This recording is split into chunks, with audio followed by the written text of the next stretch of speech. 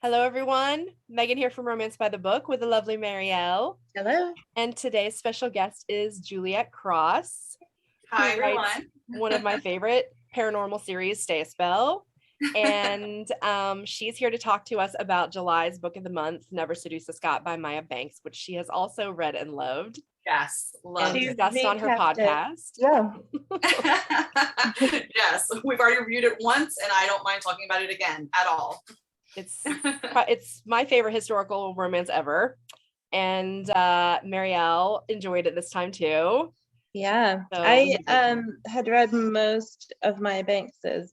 Like I read all of her, kind of binged that other series that she has with the Highlanders. All the Highlanders. Mm-hmm. Yeah. And then this series, I was like, ooh, I'm gonna wait because I'm gonna. And then that third book never came out. So I get to experience it all anew. Yes. So I guess obviously if everybody's been watching our recaps for this month, you can go check those out on our highlights and on our video page. But mostly we talked about everything about the story. But I'm curious, Juliette, what was your favorite thing about the book?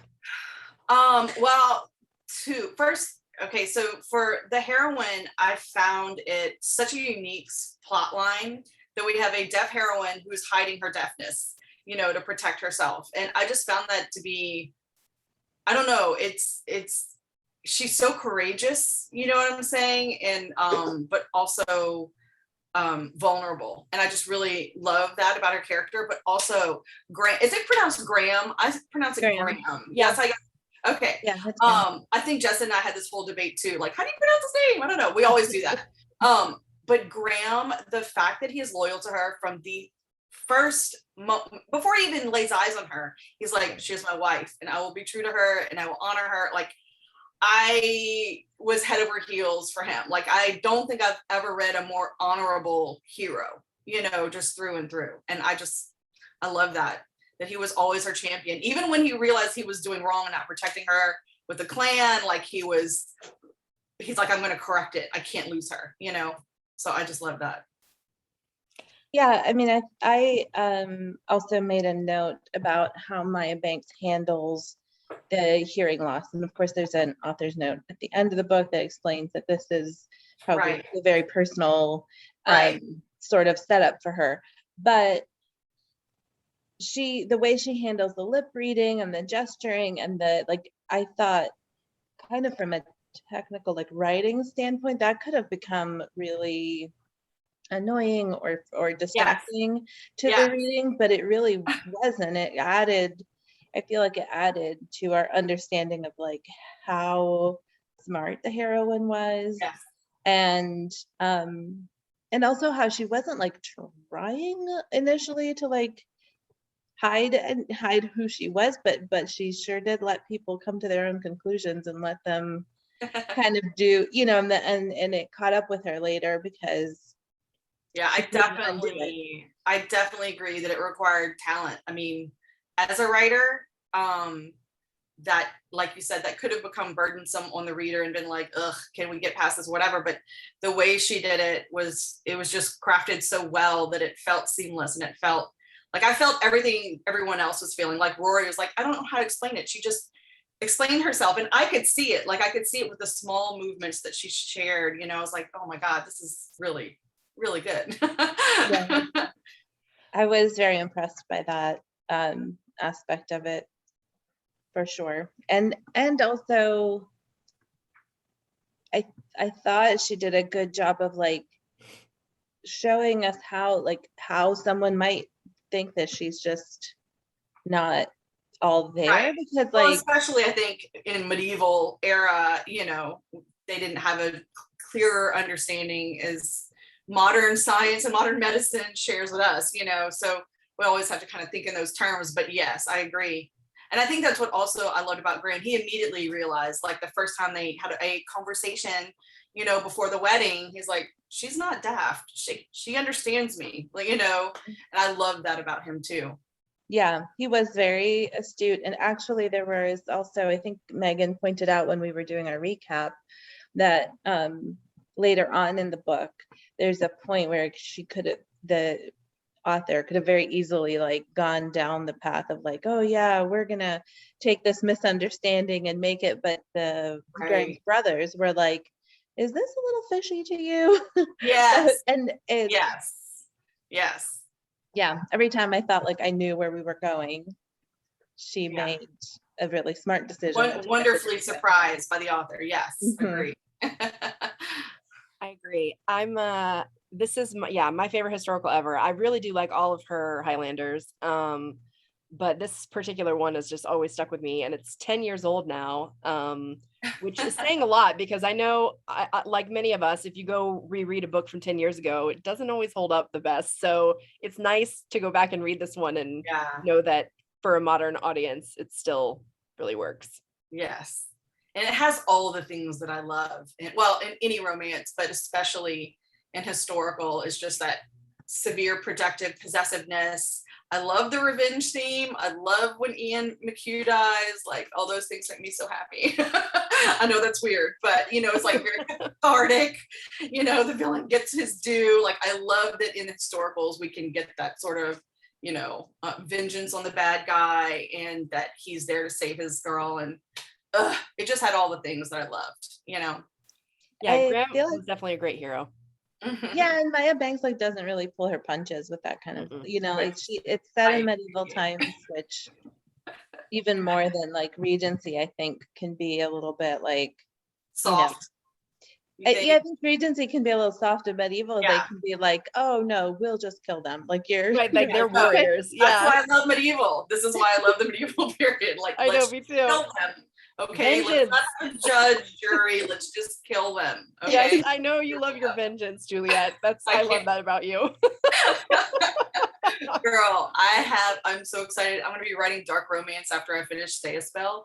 And I am like so excited because yes, they're going to be, those morally gray characters who get to do the bad stuff. So okay. Like fully dark romance, or are you gonna take us to like a dark rom-com world? No, it's not gonna be rom-com at all. So I'm definitely taking a step away from rom-com for that series.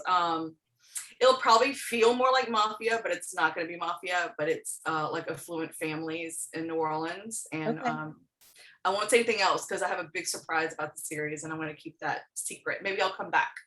I love when you write about New Orleans, because it's obvious that you actually, have lived there and know what you're talking about. And it's not like only about, Bourbon Street. Bourbon Street. Where no one goes. So where no natives like to go. Yeah, for sure. I'm sure it's crazy. Tourist travel. Yes, very much. That's awesome. So I'm actually curious, have any of you read any of Maya Banks' contemporaries at all? I have not. Okay, so you have. So tell us. I have. I've read actually lately, especially here lately. I've been pretty much reading like bonker stuff all the time, like monster romance, like wide shoes, like all these like crazy like situations. And the first like truly bonkers romance I ever remember reading was Maya Banks. I think it's called Coulter's Woman. Or Coulter's Lady. I can't remember which one. It might be. It's one of the early ones for sure. Is it like some ladies like lost in a farm, and it's like all the brothers are like three brothers. She's for like us. Take her, and like she's like the wife to all three brothers, and they just like have kids, and like it's like the whole thing, and it's very. And they're like all together, but not. I mean, the guys, there's no like swords crossing. Obviously, they're brothers, but like it's all they're all there together. Husbands, it's all happening. Sister wives. Very eye-opening. I was like, what is happening right now? Because I was like a little romance newbie, like but yeah, that book has stuck with me. You didn't read the back of that book and say like you read because you must have read the like blurb. Oh yeah, no, I knew what it was about, but like just I was like, you're like, what's happening? And I'm like, that blurb said. Oh yeah, no, it did say, but I mean, when they were all together though, it's like very shocking when it's the first time you've read. It was the first time I'd ever read like a poly like situation that wasn't just like two people. And I will say that I read which now I'm remembering. I lied. I'm sorry, I lied to you. Maya I read a bunch of Lexi Blake, probably when you were reading Maya Banks Coulter's. I read all of Lexi Blake did a series that were like these mercenary, like, but also BDSM people. Oh, right, yeah. And I read the whole series, but I also read, she did some books jointly with Maya Banks, I think. Oh, like And they, like an anthology situation where they both had like a story. no, they or like whatever? co-wrote a couple of books. And it was like, so I read one that was, it was like these, and it was also like 3 guys, and they were like their secretary, but now she's in danger. Sorry, we have to take her in this secret house all together by ourselves. Yeah. Ooh, what could happen? Yes. What should we do with her now? No idea. And so that book kind of got me started on her, and I ended up reading some of her romantic suspense, the KGI series, which is like a group of brothers and cousins, I think too, like a bunch of family together who started like a private contractor group who goes and does things that like the military can't or doesn't want to do, like rescuing people in countries they're not supposed to be in and stuff like that. And those ones are really good, really exciting. Like if you like romantic suspense, I haven't read them in a long time, so again, you know, some of them are like 10 years old, so I can't speak to all of the That's a really content long warnings, series, but right? it was. I think there was like 8 or 9 books, and that's another one where there was supposed to be another book coming. So funny because I love romantic suspense, like in movies and stuff. It's one of my favorite. Like I love thrillers, but like in books, it's like it's not enough romance for me. So I don't know. It would have to be like, I mean, you should like try those thriller, but also a romance. You know? Yeah, yeah. I can definitely see that. And I've read some romantic suspense that are like 85% suspense and like 15% romance. And some of them are good, but it's not usually quite what I'm looking for. But I will say I've read a few lately that I feel like are much more evenly split. That Rebecca Zanetti does romantic suspense really well, I think. So I met Rebecca Zanetti for the first time in person at Book Bonanza, and I love her. I'm in love with Rebecca. Like we did a panel actually on rom-coms, and I'm like sitting next to her, I'm like, you do rom-com? We're like laughing. I was like, Rebecca, because like I knew of her, and I even told her, I was like, okay, when I was with Kensington, that was like my first, when I was not indie, I was with a few other publishers, and she was very popular at the time. I knew we did this thing at RT in Dallas years ago, and it was for the Kensington like party or whatever. Like all these people around Rebecca, and I was like, oh my God, she's like a super popular author. And so I was telling her this at Book Bonanza. She's like, I was super pop. She was like so cool. Like I loved her. And then every time we would say something on the panel, she would totally make me laugh. And she's a small town person, just like me. Like we both live in small towns, like actual small towns, and have similar experiences with those kinds of characters. And it was hilarious, y'all. Somebody from the audience asked about like what our favorite tropes were. So of course, like me and others were like enemies to lovers, you know, and all that. And then I said, but you know what? I said, one of my favorites also is Grumpy Sunshine. Rebecca turns to me, she goes, what's Grumpy Sunshine? I was like, Rebecca, are you serious right now?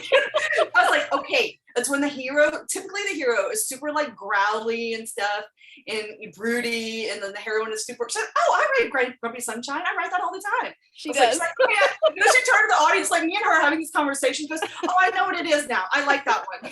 Like it was so funny. Like she's awesome. That's awesome. Yeah, I really like her romantic suspense, and I think she does a good balancing act between having enough romance that you're still really feeling it, and then also driving up the suspense to where you actually are like wondering what's going to happen. Yeah, I will 100% try hers for sure.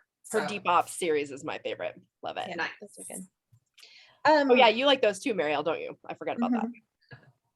Yeah, I do. I like suspense books, and I do find that the romantic suspense, I feel like that's really hard to balance the two. Yeah, because you need like a good plot to make it like legit, right? Yeah. So, but then the plot can't take over the feelings, and that's hard. I think. Yeah. I think that the ones, well, like those Lexi Blake books they're very, because they were like BDSM, and they're very like high heat and high stakes and high, like, you know, and is there danger banging? You know, we love a danger bang. Oh yes. Yeah. That's Yes, as of good course. as like, hate fucking. So we like Yes, that. Too. exactly. There's that too. Yeah. But I think that the way she gets away with it is doing like kind of series arcs. So like some of the suspense goes past one book. Okay. Like there's always a thing that gets resolved in one book, but usually Right. there's like a bigger. Yeah. So I it's like that. that Hard Ink series by Laura Kay that we buddy read. Yes. So it's like the suspense arc went through all the books, but each couple got their own book, and the HEA felt satisfied at the end, even though you Yeah. still were waiting to figure out like what was going to happen with everything. Yeah, Yeah. the big arc. Gotcha. Those like books that. made me laugh because those people all fell in love in like 2.5 days. So fast. And they would say It's though, an like intense situation, Marielle. it was very but it Life would is say moving fast. in the book, they would be like, wow, it doesn't feel like I only met you 8 hours ago. Yeah. Like whatever. It was just funny. Yes, I do. Yeah. I do love an insta love. I can't help myself. I know a lot of people hate Insta love, but like I I love it. Like I think it's awesome. I feel like when you have a story that's like tense and it's like the stakes are, and then the timeline's compressed because there's stuff happening. Right. It worked for me. I just thought it was funny that they called it. She like called it out in her own book, and she was kind of like, yeah. That always reminds me of the movie Speed, Mhm. because she's at the end, Sandra Bullock's character is like, relationships based on intense experiences never work, and he's like, oh, we should base it on sex then, and she's like, yeah, okay. I'm like, that's what that makes me think of. Absolutely. I love it. That is a great line. I forgot about that line. That's so good. I love that movie so much. Oh, young Keanu. Oh, Keanu Lord. now too. Buff Any Keanu. Keanu. We don't get enough buff Age Keanu. Keanu. Yes.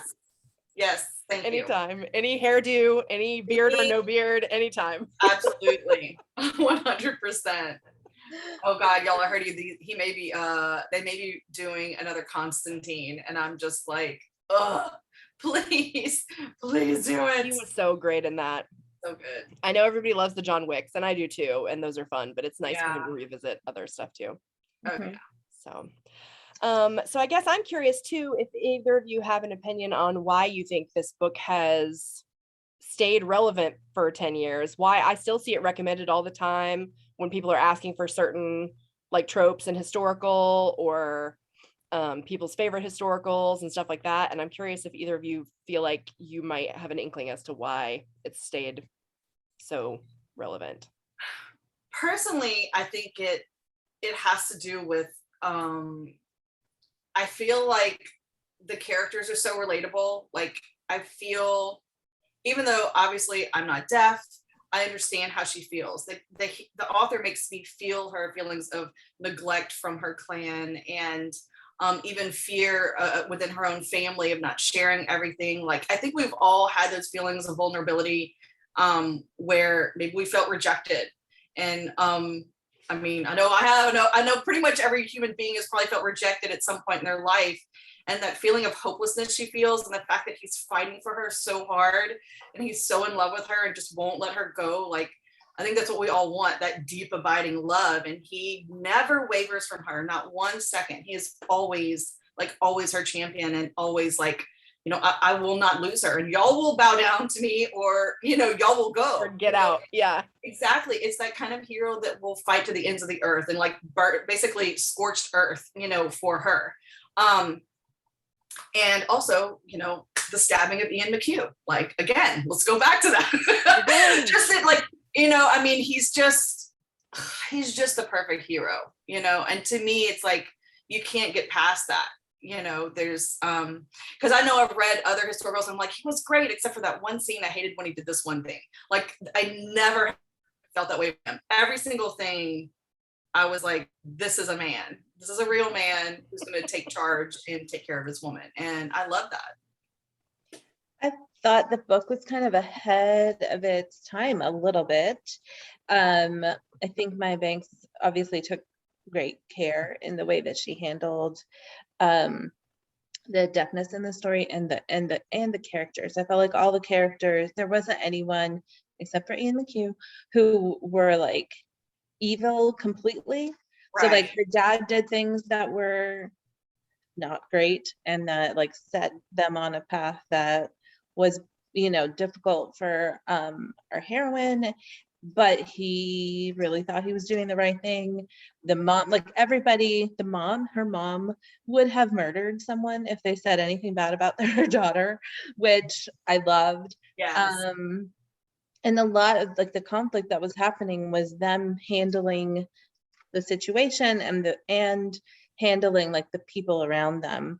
So even with like the with Graham, like he made mistakes, but he was trying to be thoughtful and like recognize that his clan needed time and whatever. And so it's like he's trying to do the right thing. And like you said, he's such a like good person. He's trying to do right by everybody, and he feels his responsibility so strongly that you can sympathize with him. Like you can understand why he makes the mistakes he does, and he's so quick to try to correct when he does see that he's messed up. I thought that it was, for a book that was written 10 years ago when other books, you know, were not taking that kind of stance or that kind of care. I shouldn't say that they weren't taking that kind of care. I'm sure the authors took a lot of care in how they wrote their books, but you know, like the alpha hero was a different animal back then than and they it are can become now. almost a caricature. I feel like if your alpha hero is too alpha and he doesn't really have any other like redeeming qualities or any other things going on other than like, you know, me Tarzan kind of a thing, then it's like it loses something. I agree. I think Yeah, I understand what you're saying. Well, and I think also it's definitely the classic Romeo and Juliet tale, right? Except with a happy ending. And also just like we said, that fierceness that Graham has for her from the beginning. And he's also very sensitive. You know what I mean? You know, he enjoys kissing. He enjoys, you know, being with this one woman. He doesn't need tons of women like his brothers. Like we kind of go into that he just feels deeply, you know, and of course we all want that hero that feels deeply, right? Yeah. But I think also, again, just thinking about that whole classic Romeo and Juliet, the ultimate enemies to lovers, and yet he never disparages her at all, ever, you know? And well, he starts off thinking like, man, you know, this is not a good deal for me. Yes. But he very quickly starts to like admire her and like see her qualities and see how hard she's trying, so that it's never a thing where he is ignoring or neglecting or right. You know, like he's always fully aware of like how great she is. As soon as there's something to admire, he admires it. It's great. I think that one of the things that still worked for me after all this time, and I think might speak to people, is just how good Maya Banks is at writing the emotions and really making you feel what the characters are feeling.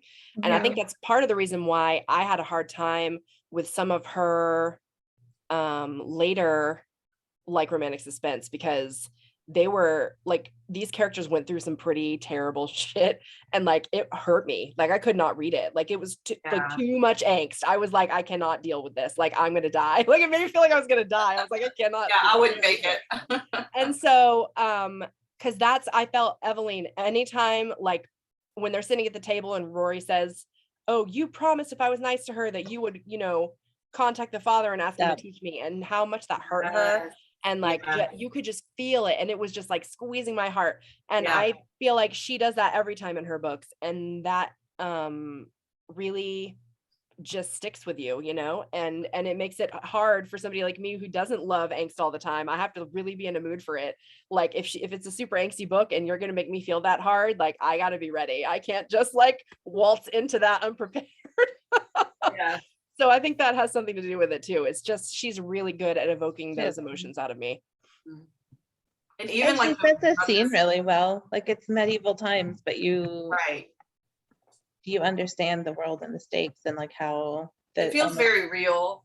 I also love the way the brothers came around, like that moment when she confessed that it was her family's archer, she thinks, that had shot Graham, and they're just like, you know, you would think that we would hurt you. And like, they were like appalled at themselves that they allowed her to think that could happen. You know, it was just, I just felt like, I think the word sensitive is what just keeps coming to mind. It's a very sensitive story. And like you said, I feel everything very deeply. And that's what I love about romance. Like, I want to feel the feelings. Like, that's what I want and I crave. And I feel like Maya Banks she hit all the little boxes in this one in every way, Yeah, I agree. do I too. did have a question for you guys. I wrote it. I made myself a starred note. I want to know if you all think the Montgomery women got off too easy. I mean, not Kirsten. She's banished on her own. She's probably not going to do well. So good. Bye. Should have been banished. Yeah. Bye. Kirsten can suck it. The rest of them probably did get off pretty easy. I mean, I guess like he did banish them from the hall, so they have to like work out in the fields or whatever for like ever. Yeah, they came worming back pretty fast to try to make up for it. You know, I don't know. I was really happy that Nora apologized and everything, but like, what else could you do? I mean, but feel shame for what you did, unless you're just a disgusting person like Kirsten is. You know, I don't know. I think. I mean, you can't get rid of all your women, but I was real mad at them.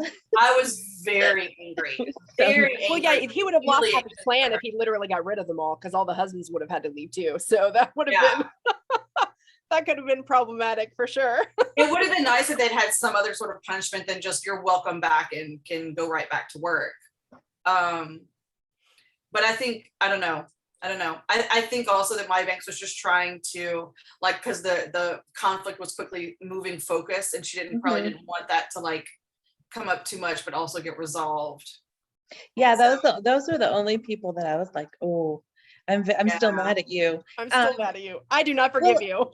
Well, it was interesting because even like the men in the clan, they weren't happy about this marriage either. But when there came a point where they noticed how great the women and how she was being bullied, and they were like uncomfortable. when she was serving in the kitchen or coming out of the kitchen serving, and they're all looking back at the kitchen like, what are they up to back there? Like, this is not okay. Yeah. And it would have been actually nice, honestly, you're right, if their own men had shamed them. Like if Nora's husband had shamed her, you know what I mean? Like, what are you doing? Like, it would have been nice if they had felt some of the shame that she had felt. And that's what I felt like maybe we didn't get that reciprocal, of all the pain that she went through emotionally, that, they were just able to come on back after you work in the fields, So I agree that would have been great if they had a comeuppance besides the Laird telling them all they're a bunch of assholes. There's probably not enough space in the book, honestly, but that was the only thing that I was like, man. It would have been nice in that scene where the Laird is shaming them, and instead of Nora's husband like scowling at him, turning to her and be like, did you actually do that to her? Like, that would have been like, good. how could you do that? How could you do that? Yeah. That would have been cool. But yeah, because everyone knows her to be like such a nice lady, and here she is. I know. Here she's like smart. Cool. She's the one like in charge of, the house and stuff, and she acts like this too. Yeah. I will say the fact that she was the first one to apologize proves that she did actually know that what she was doing wasn't okay, and that she got caught up in it. And once she realized how much it hurt everyone, she, changed her tune. Because I mean, honestly, she ran off, and then the Laird went after her, and then he got shot. It was kind of their fault. But I think it also shows a little bit of the mob mentality of a clan, which I can totally understand. I was gonna say it is realistic. Yes. Peer pressure and whatnot. And those hatreds run deep, like we've, not that I ever lived in medieval times, but from historic. But you've had generational grudges. Family feuds. History seems to say that, yes, they could hold a grudge. Yeah, I think you were definitely on target when you're talking about the Romeo and Juliet of it all, because I think everybody, wants that to be, a better ending than it is, and people, redo it all the time, and it doesn't always work, but this one definitely did work. Yes. Agreed. Yeah. So, well, I really just love this book. Thank you both for talking to me about it. And now I'm excited that we get to talk about you, Juliette, and what you've got going on right now. You just had a lot going on. You just told us about secret projects, but you've got read projects. Yes, you have a new book, and that is your first contemporary in your own series, right? Right. So Bright Like Wildfire just came out. Was it last week? Yeah. Last week, my birthday. And that was not planned well, but that's okay. Yeah, it was one of those things where this year is kind of set up very unusually because I had my Smarty Pants romance book come out in April, and then I was like, well, I kind of want my contemporary to come out close to that, so that happened. But then I also had my fourth Stay a Spell book come out in May. So I highly recommend no author ever do this. But I know some do it all the time, like, but this is not for me. This like quick Too release. much. No, do not. Plus Book Bonanza, plus Apollycon, like Apollycon. Yeah, exactly. I'm still looking at the Lot. boxes in the corner of my office just over keep them there. packed. You got to take them to Apollycon. Exactly. I have it. They're ready to go. I'm just bringing them with me. Yep. But yeah, so Bright Like Wildfire came out. I actually am writing a novella set in the Beauville world for the HEA Collective. It's something Avery Flynn is heading up, which is basically about, I think it's like 48 authors, and we're going to be releasing a new novella every month. There'll be 4 new novellas every month by different authors in different tropes. And I can't share what my trope is, but I can say I've never written it before and I'm loving writing it. And then after that, I'm writing Arresting Witch Face. Like I start that actually right after I get back from Apollycon, I'll start that one. And I'm very excited. How do you come up for the titles for these books? So great. They are so good. Well, I have to attribute most of that to Jessin, my niece, who co-hosts Smart Read Romance. We actually, so when I first came up with the idea, what I wanted, I was like, look, we sat with a bottle of wine, and this was back, and I was trying to kind of think of like what my next series was going to be. I said, I want witches in New Orleans, contemporary, kind of True Bloodish, sort of, and I knew the premise of Wolf Gone Wild. And I had thought of the title for Wolf Gone Wild, but I think she thought of every other title. I think Don't Hex and Drive was something like Never Hex and Drive or whatever. And then I just changed the words around. But like, yeah, she's brilliant at this stuff. So I have to attribute a lot of that to her. That's awesome. Yeah. I feel I'm like excited it's we get to meet her at Apollycon, right? Huh? We get to meet her at Apollycon. Yes, she's coming. So excited. Yes, super excited. So we're looking forward to it. We haven't been to a book con since RT Vegas, like when was that? 2018, 19, something stupid long. 19 was New York. No, 19 was, 18 was Reno, right? The last year? It might have been 2017. Holy cow. I don't remember. Now my time brain went. I know, because I went to Atlanta. Atlanta was my last one, but the year before was Vegas. And that was the last one she and I went to together. Okay. No, that might have been 2016. That is ridiculously long time. I was gonna say Atlanta was 2017. That was my last one. I think I was pregnant with Connor, and he was born in 2018. Yeah. That's for RT. Yeah, Atlanta's the only one I've ever gone to. Well, they stopped doing them now, I think. Yeah. Oh yeah. I think Reno was the last one, right? It was. Yeah. It was. And like, I totally understand why it went away, but it was sad because that was the last time I'd gone. Like, Book Bonanza is the first big book con I've been to since then, where I could see a lot of my author friends and readers and stuff. It's just not the same feeling as like I enjoy the smaller book cons, but I just love having those moments to get together with everybody. So Jessin and I are super excited. Super excited.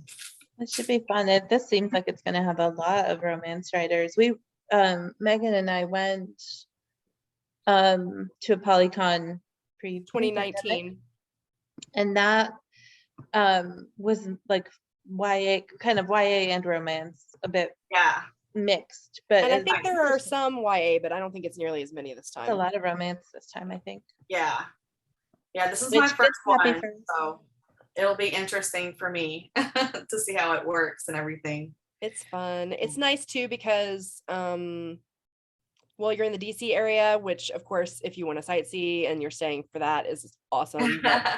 But the hotel has a shuttle from the airport, which is great. And then then you're just there. You don't have to like drive anywhere. That's my favorite very thing, because then if I have a drink in the afternoon and go do whatever, I don't have to worry about anything. Look, that's my favorite thing, just to be in one spot. Yeah. That was what was good about Book Bonanza, the Gaylords. They had like a couple of restaurants in that little in the resort, and I was like, Mhm. oh, this is nice. We literally don't have to go anywhere, So nice. I had never been to one of those, and then the Music City with the Bells in Nashville was at the Gaylord. It was the Gaylord. I And heard that the place Nashville one. is massive. Apparently, Yeah. the Nashville one is the largest non-casino hotel in the United States. Yeah, And it is I heard it was gigantic. bigger. Carla Sorensen told me that one has. I met her there. Oh, I love She's so Carla. cute. Like, oh my God, we had so much fun. She made me laugh so hard. Anyway, sorry, I just got sidetracked on something she said. But like she did mention that like the Gaylord in Nashville has like 3 of those atriums. The one at Book Bonanza just has one. So it has one center and then like restaurants. And like stuff they around literally it. give you a map when you check in, and they circle your room and they tell you how to get there. Yeah. It is like a whole ass maze. Like you have no idea what you're doing. I know. Certain elevators and certain escalators only go to certain levels or certain this one was towers the same, or whatever. but like, I think it's a third the size of yours, the one you went to. So it was crazy. Yeah. But it was fun. And yeah, so after that, now I will say my only downfall for them is the concrete floors in the event center, which I'm like, what? Like standing on your feet all day is bad enough, but on concrete floor, like I don't care what kind of shape you're in, that shit hurts. Like it's not good. And I saw that in Texas it was the same way. So that was be like a thing that they decided to do, and I don't understand it.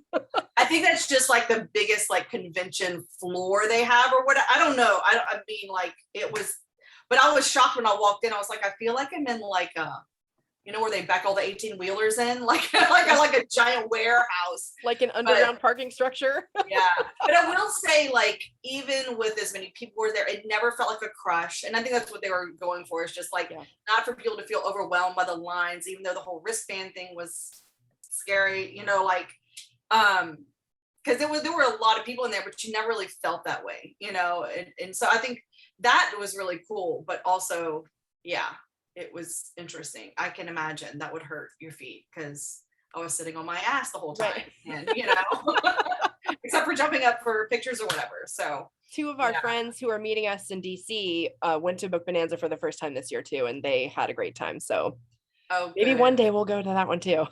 Yes.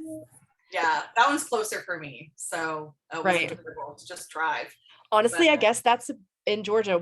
That's probably about the same difference either way. I guess Texas maybe a little bit further. We have to fly to both. Yeah, we got to fly either way. Yeah. Oh, Megan's good at a book signing. I detest standing in lines. So. Marielle is not a line stander. She does not like it. Well, it's not like I hate, but I support you. I like to hang out with people. Yeah. And I guess you can do that in a line, but I think the fact that it's a line is in your head. No, I just don't like waiting for stuff, and then it's like, and then I feel like I need to hurry up because like I can't, because other people are waiting. Yeah. That's the thing. Yeah. But Megan, you'll have to watch her at Apollycon. I've never seen anybody so efficiently handle a signing in my life. Yeah, well, Megan I like knows how it works. I like to zoom on Friday during the Titan signing, so I get all my stuff done, and then on Saturday I can just like you're just hang like out. browsing and like hey, and then meeting new authors and that kind of stuff. Yeah, it works out well. Hopefully, I can do that again. That's cool. Good. Well, I hope to see you at the Titan signing. Yes, so, I will. Y'all come by and get some stickers and condoms. So right. Oh yes, I saw it. Those condoms are so smart and so freaking cute. I love it so much. That was my husband's idea, and he's very proud of himself. So, I mean, when you have a title that is always practice safe hex, of course you're gonna have condoms for your hello, it's perfect. Look at their shiny foil. I'm like, oh yeah, these look great. Oh my god, that's awesome. I know. So, well, I will say, one of the things we always ask our authors, I guess I don't need to ask you because you said, but just in case, what is your favorite trope to read? So it is a tie, honestly, between Enemies to Lovers and Grumpy Sunshine. I love Grumpy Sunshine. I don't know why. And yes, I like it when it's reversed, when it's the heroine who's grumpy, but I typically like the hero to be grumpy and like super broody. I love wounded heroes, you know, that kind of thing. I think that's why like always practice safe hex. When I wrote that, y'all, it literally just like poured out of me because I hadn't written a character like Gareth in a long time, that broody, cold, but like heart of gold kind of character, you know, in a long while. And Livy was just sort of her effervescent, you know, popular self. So she was easy to write. But I just love that kind of contrast in characters, you know? So It's a good dynamic. thank you. I think Yes, opposites I attract. like writing it. I like reading it. It works for a reason. Yeah. Yeah. My question is usually, well, is if we were to be a fly on the wall while you're in the middle of your writing process, what would we see? You would see a number of different playlists, but probably my Lord of the Rings or Harry Potter playlist, because usually I like no sound, no words, no lyrics, but just every now and then I'll put lyrics on when it's an intense like scene where I'm killing the villain. I like to put things, or sometimes the sex scenes I'll have some music on, but typically I just need like that background noise of music to keep my thoughts moving, and me trying not to get distracted by social media. Sometimes I have to like put my phone in another room because like even though I know I'm on the computer, I could look at social media. It's usually my phone that distracts me, so I have to put it away. But yeah, and sitting right here, and my cat Betty, who's over there in the cardboard box, well, you know, sitting in the room with me. That's pretty much it. Awesome. Thank you so much for doing this, Juliette. We really appreciate you, and we hope everyone loved this book, and we hope everyone will buy Juliette's books because they're great. Thank you. We're Thank big you for fans. having me. I enjoyed it. And this will be in our highlights and on our video page, and we will see you all next month.